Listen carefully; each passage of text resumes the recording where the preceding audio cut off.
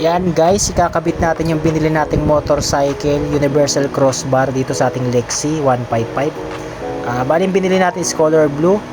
Then ito yung set ng CP holder natin. Hot speed yung tatak nito. And meron din siyang 8 pin para secure yung cellphone natin, saka anti-theft. Kaya hindi siya basta-basta mananakaw. Ayan, kinakabit na ng bilas ko yung universal crossbar dito sa ating kabilang side mirror. Ayan, ito pa yung mga accessories na ikakabit natin. Ito yung alarm na binili rin natin para secure yung motor natin. Ayan, ito yung mga accessories. Tapos ito yung bag.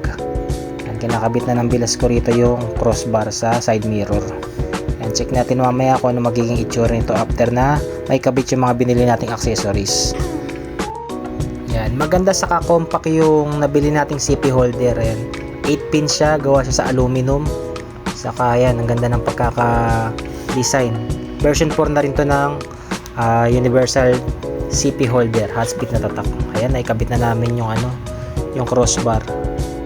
Ayan, dito naman sa handle grip natin, kakabitan natin siya para hindi rin tayo mangalay pag magagasolina tayo sa Lexi natin.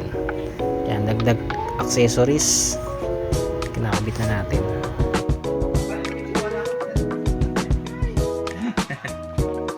Sabi mo, may bago na.